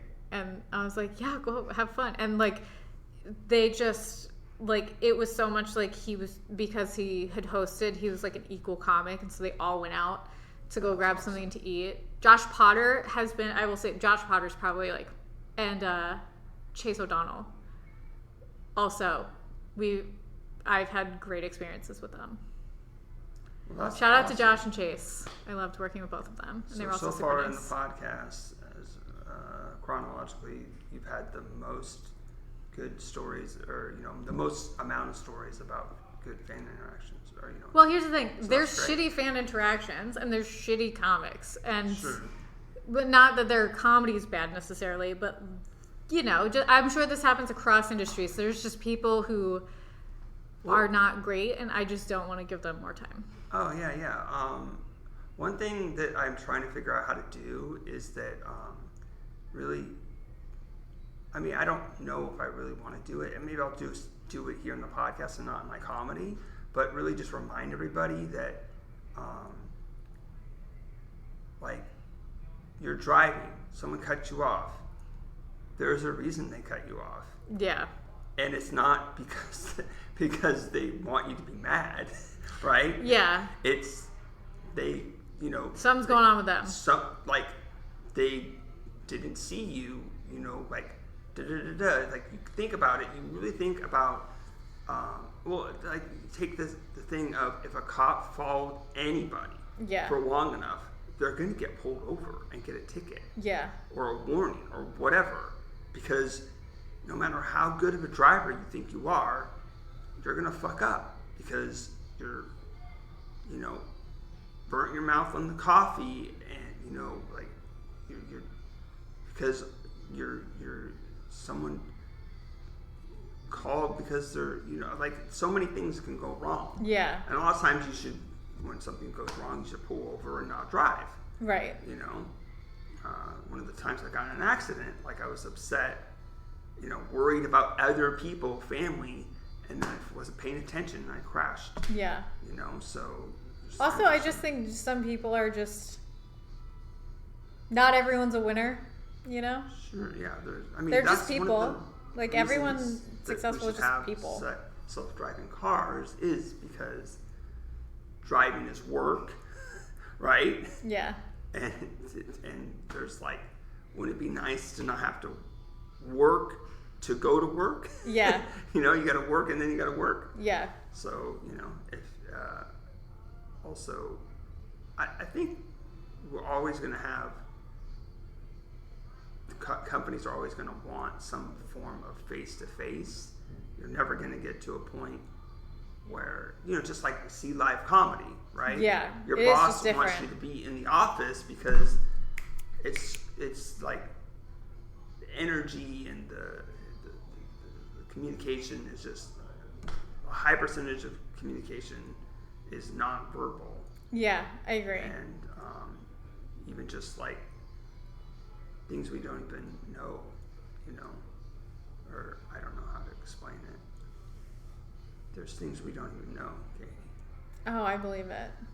Why do they study like the dogs that like it's like, oh, how far can a dog smell? Okay, yeah. And then they take a thing where the owner's car is like, oh yeah, how far can the way they hear, right? And it's like somehow the car is coming back, the owner's coming back at a random time, and somehow the dog knows it. Oh yeah, even though it's like further than we've already tested they can smell or hear. So how do they know that they're coming back? It's fucking brainwaves or something, Yeah, my like our family dog when I was growing up, we would know when my dad was coming home because he would go sit in front of the door like 10 minutes before my dad would be home. Yeah, it's crazy. 10 minutes. Yeah. Also, this is a crazy thing about dogs, totally unrelated to anything that we're talking about. I saw a TikTok, and so who knows if it's credible, but it was two people talking, and one of them looked like a vet. They were wearing scrubs, so like again, it's TikTok, but they were saying that dogs like to align themselves with the magnetic poles when they poop, which is why sometimes you see them circling because they're trying to like that's what they said. I don't fucking know, but it was one of those wild pieces of information where I'm like, dogs do go in circles and have to like figure themselves out. So please try it at home. Tell me if it's true. So the science is I only have a cat, so yeah, she only has one choice of how to poop. Yeah, some of those things, it's like with our physical bodies as they are now, we're maybe not going to be able to or their society. Oh, that makes it a good point. There are societies where they don't have left and right. They say basically a northwest, south, east. Oh, interesting. Maybe don't. It's not like they're, and I'm not saying their north is western north, you know what I mean? Yeah. Necessarily, but they use more like cardinal directions. They use cardinal directions, and it's like, well, how could they possibly know that all the time? It's just because they're out in a place and they always are just grown up that way, and the sense of those people just don't get lost. Crazy. Maybe it is north, because or close enough north so that that they could come and you could tell them north and they would just go north. Maybe it's not true north, but it's close enough. Yeah, enough to like get around. Yeah. So that's interesting. But the point about is that like birds, they do have a thing where in their, I'd have to do research to remind myself that the magnetism is in their physiology. Yeah, it's built in. They have just like dogs have a better sense of smell. It's not. It's the whole body. Like the brain and the sensors in their noses are just totally different than ours. I mean, they have wet noses for a reason. Yeah. It's interesting. Definitely. I could talk with you forever, but it's almost 7. Jeez, we've been doing this for almost 2 hours. So just let me know when you say enough, or I'll just keep asking all the questions. Let's do a couple more questions. Okay. We can always do a part 2. This is true. So you already kind of answered that. From New York. Would you ever do a character on stage, or are you just going to try your own voice every time? Here's my experience. I recently just finished filming a short film with Kylie Troop and Veronica Gordon. Oh, I wanted to ask you about that. It's great. Well, it has been a great experience. We got to write it together. I wanted to direct because I don't get that experience at my job being a producer, and I really fell in love with directing. Like I love I loved the whole experience. Although I will say Kylie and Veronica made it so incredibly easy. Every comic we've worked with has made it so incredibly easy to direct. All I want to do is work with comics.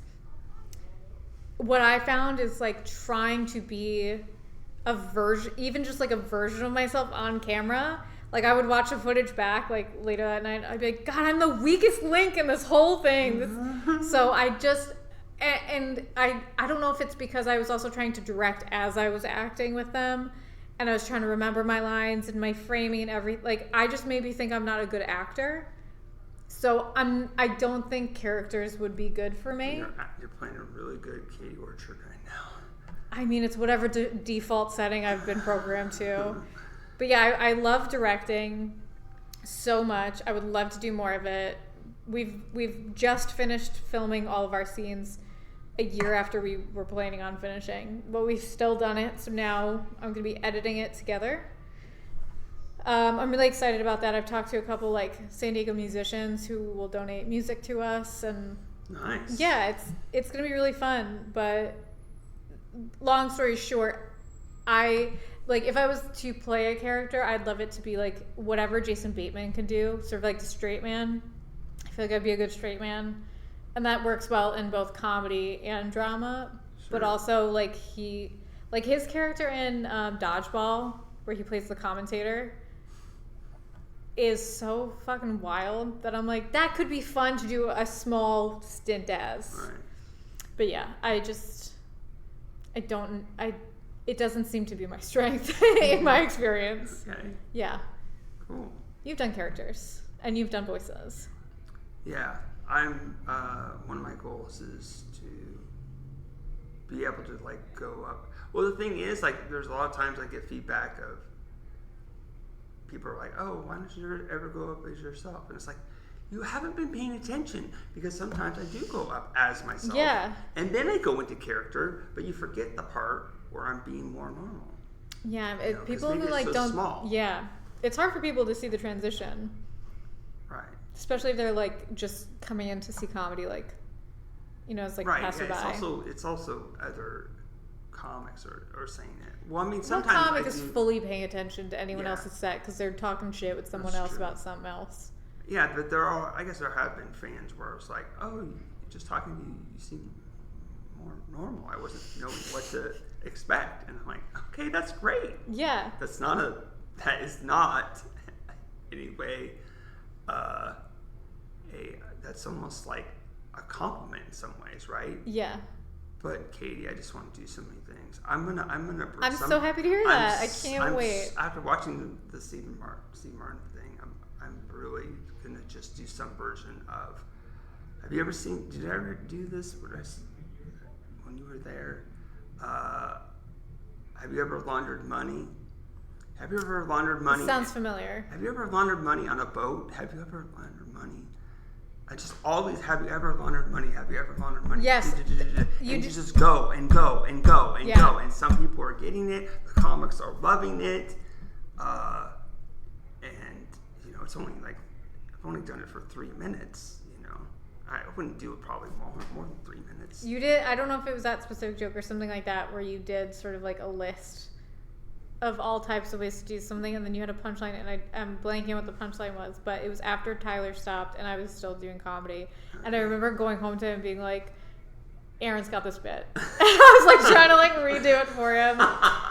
But yeah, it was fun. They were between the time Tyler stopped and I was still going out regularly, I would basically come home and recite the best of the night to him, trying to like tell him what everyone's up to. And every time I still go out, like if I'm photographing, like I'll come home and be like, here's what this person did, or here's what this person said. Like, it's so fun to like share that. Yeah. One time, right before Comedy Palace stopped, R.I.P. I think Josiah Moreno saw me. Josiah's great. Oh yeah, I love him. Josiah, I went up and I did this joke that was like 2 minutes, and like I pretended to be a dog. I don't even remember. Incredible. I don't even remember it. And then I was like, then it had a punchline, and I was like, that was so fun to do. I'm never doing it again. Because it's just because the reaction, the punchline and the laughs I got weren't enough feedback to like do the joke again. Yeah. But I could always do something like that again. I don't know. We just don't know. Yeah. Nobody knows. So you've been on Kill Tone. Yes. I've been on Kill Tone. Yeah. Have you ever won a contest for comedy yet? No. No, that's... Oh, okay. One last question. Yeah. What's the worst thing in comedy right now? Right now? Yeah. Oh, that's tough. I mean, you can do a couple if you got a couple. I feel like, especially other comics who see this, who know I haven't been up in a while, I don't want to go and assume...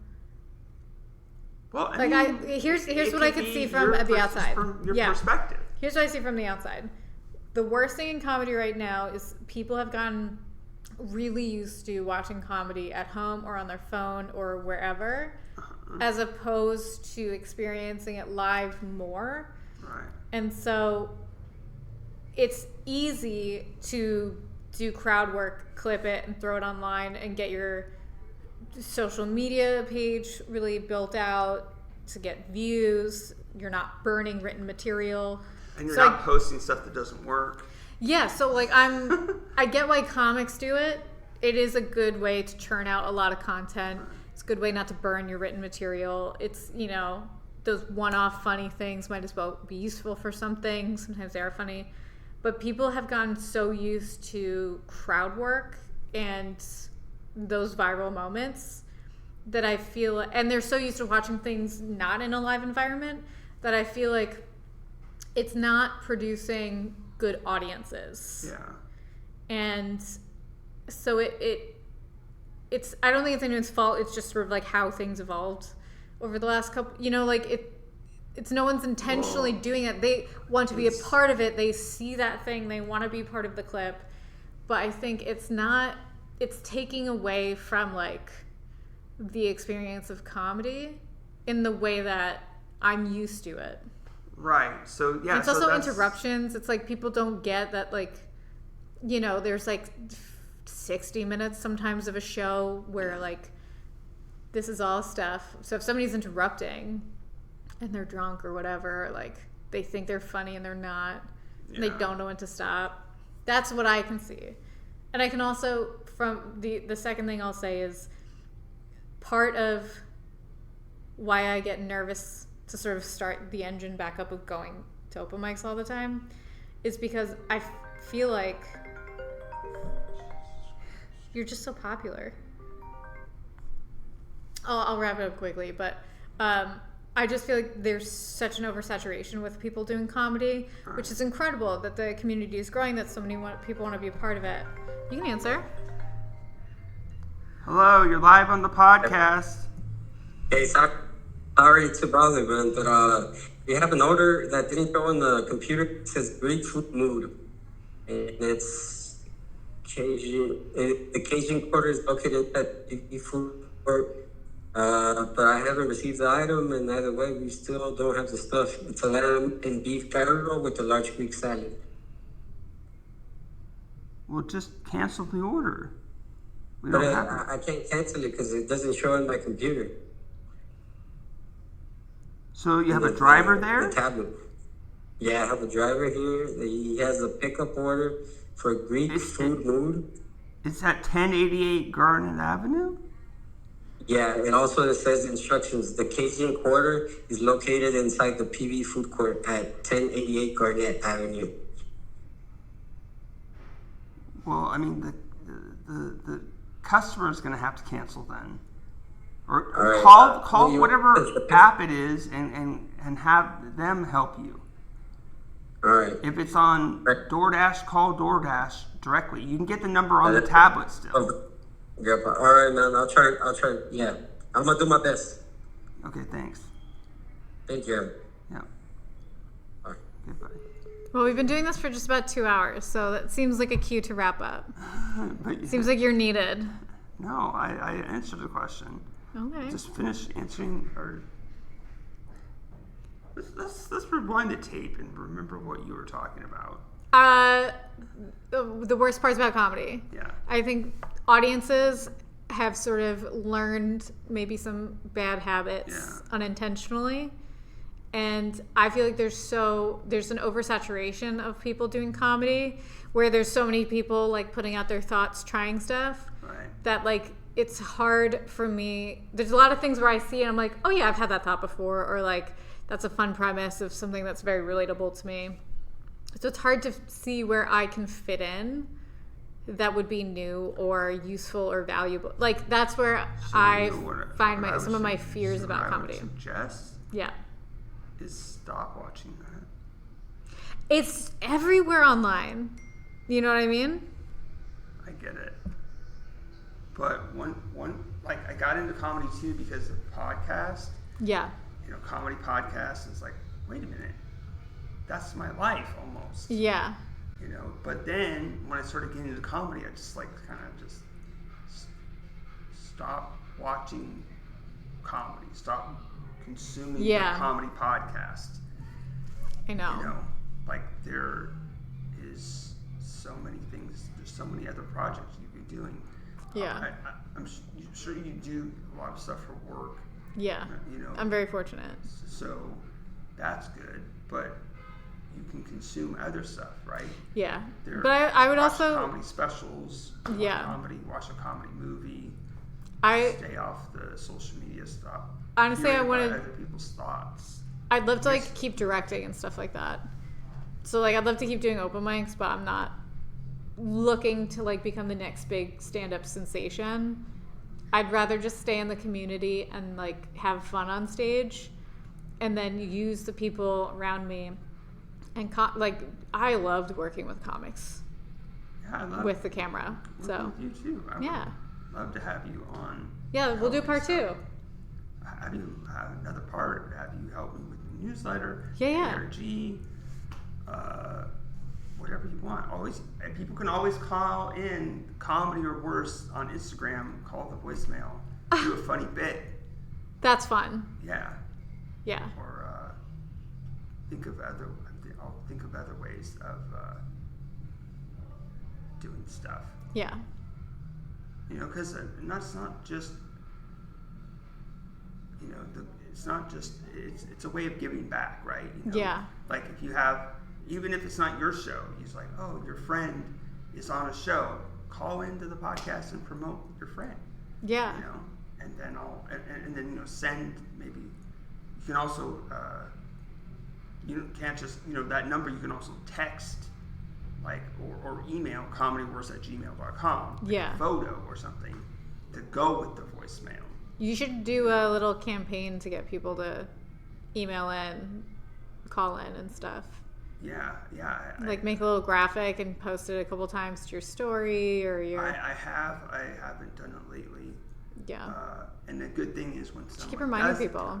I just gotta keep reminding people. You just gotta get like 1 or 2 like good ones in that you can cut for like social clips to show people how fun it is to do.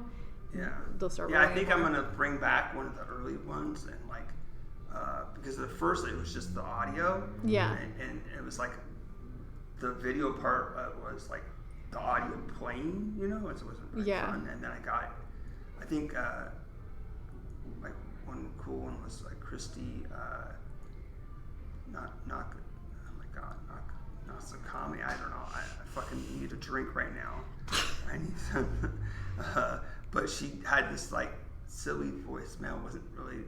It was and like it was funny. But then I made it added to it because I like put little like what she talked about. I put a little GIF, you know. Yeah. Like it made it more of a video. Yeah. So yeah. So I would love you to call into the podcast. And you guys should call into the podcast too. Yeah, whichever camera this should be at. Yeah, both cameras. Exactly. Call into the podcast, comedy or worse, on Instagram, or you can email your fun stories to comedyorworse@gmail.com. I'll be waiting. Find the ARG. You might. Yeah, if you find it, why don't you write in your story about finding it, or call in to tell us. Exactly. Hopefully, by the time you find it, or this video goes, this podcast goes live, the story will be more things to find. Yeah. Find out how my Instagram is becoming alive. I don't know how. Who knows? Yeah. Has your Instagram ever come alive? Call in, write in, tell us your stories. Help us figure this out. Exactly. Yeah. All right. That's been another episode of Comedy or Worse. Yay. Thank you so much. Thank you. Aaron, this was super fun. Yes. Let's see if we can stop them both at the same time as well.